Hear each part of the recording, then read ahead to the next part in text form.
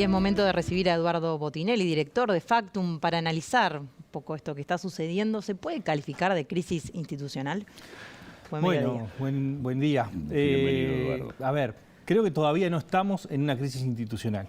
Digamos, como decías, Humberto, creo que en el bloque pasado, todavía está en desarrollo, es decir, todavía faltan partes desde otras voces, lo de Bustillo que ya anunció mañana, lo del presidente el sábado y la actuación de la justicia. Es decir, cuánto termina comprobándose que hay efectivamente una injerencia o una obstaculización de un poder sobre otro que genera efectivamente una crisis institucional, o que efectivamente el presidente termina siendo afectado directamente por la comisión de algún tipo de delito o una desviación moral fuerte, digamos, ¿no? Pero eso no está todavía comprobado ni, digamos, está en camino.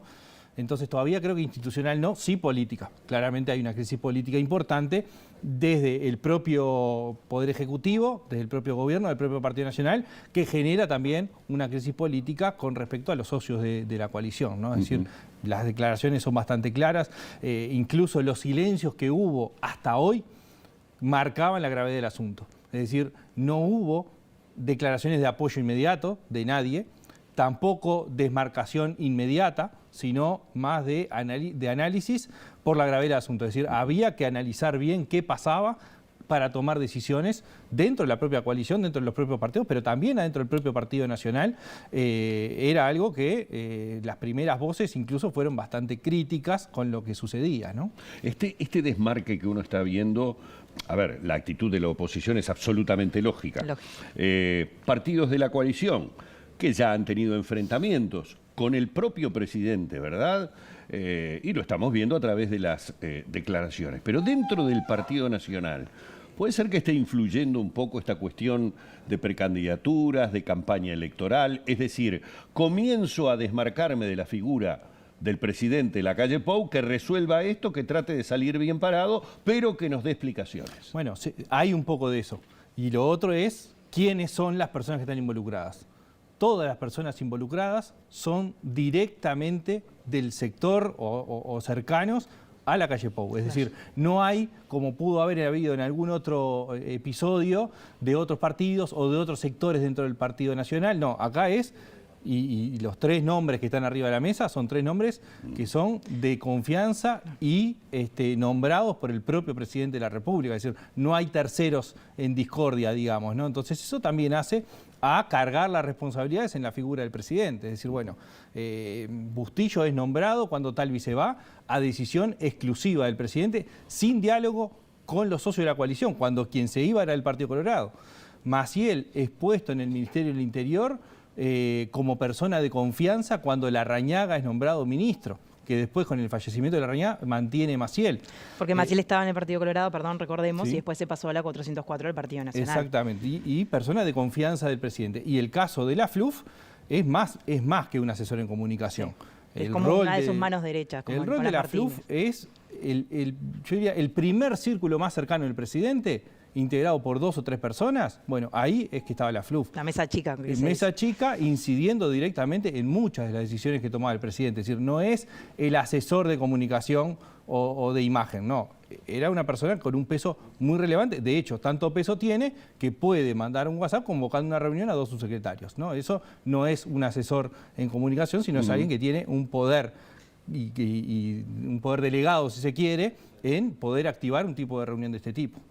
Y un poco también lo que dice Manini, o que la reclama a Lacalle, es esto, bueno, la FLUF convoca esa reunión en el piso 11, donde está el despacho del presidente, y el presidente no sabía que le iba a pedir a los subsecretarios que destruyeran evidencia. Un poco dejando la suspicacia de, me parece raro, que por eso pide que el presidente se exprese o lo llame o dé explicaciones, que un poco también lo que dice el sector ciudadano, ¿no? Esperan las explicaciones del presidente, o sea, se ponen como desde un lugar de oposición, entre comillas. Bueno, también sucede que el presidente nos tiene acostumbrados a responder rápido ante las cosas, ¿no? Es decir, si uno mira cuando salta el caso Astesiano un domingo de noche, el lunes al mediodía estaba dando una conferencia de prensa, ¿no? Sí. Que quizás aprendió de que fue un error, porque en realidad salió un poco desarmado frente a la situación. Después tuvo que corregir durante la tarde y los días siguientes. Pero lo que estamos acostumbrados es ver al presidente accionando rápidamente ante una crisis. En este caso está pasando algo distinto. Es verdad que está en el exterior, pero a ver, el exterior en el mundo actual no es impedimento para hacer una conferencia de prensa siquiera virtual o mandar una declaración o hacer una comunicación con los socios de la coalición, ¿no? Tenemos que cerrar, Eduardo, pero basándome en lo que decís, basándonos en lo que hablamos hace algunos días atrás, el nivel de aprobación que mantenía el presidente, aún con los casos de Astesiano, aún con el caso de Marcet andando en la vuelta, el tema de la comisión técnico mixta, Penades, o sea, toda una serie de casos. Vamos a suponer que el presidente actúa como ha venido actuando hasta ahora.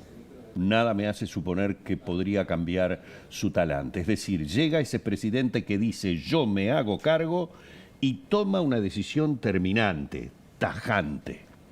¿Puede salvar en algo la situación o será ese Consejo de Ministros que no se sabe si se realizará o no el que termine determinando qué es lo mejor para el presidente y para la coalición, ¿no?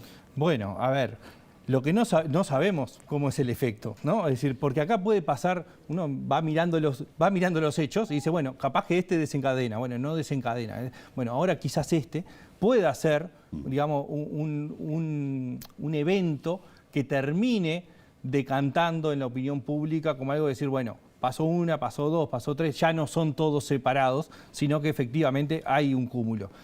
El Frente Amplio está operando en ese sentido ya hace tiempo, es decir, está buscando que todo sea un hilo conductor, que se va atando, digamos, las perlas del collar queden atadas, ¿no? Sí. Bueno, la gente todavía no lo ve así. Ahora, ya hemos visto casos anteriores donde hay una cosa que no, hay otra que no, y hay una que de repente no es la más importante, pero que termina detonando en la opinión pública y atándolo. No sabemos si va a suceder eso. Seguramente esto demore algún par de meses, por lo menos, en decantar, porque los movimientos de la opinión pública también son relativamente lentos, a veces son muy lentos, y a veces el proceso de acumulación en un momento aflora. Y a veces no. A veces no es un proceso de acumulación, sino que son eventos distintos y que tienen explicaciones distintas para la gente y no terminan decantando. Lo que tenemos es una incógnita que tiene que ver con lo que decías, cómo termina, por lo menos esta parte. Después está toda la parte judicial, sí, que va a ser mucho más larga y seguramente no termine este año, ¿no? Es una crisis con varias patas, como decíamos, y bueno, hay que ver en qué deriva y en qué decanta. Hay que cerrar. Sí, vamos a ir a otra pausa. Muchas gracias. Muchas gracias. Hasta hoy. Esperamos la semana que viene. Nos vemos la semana que viene.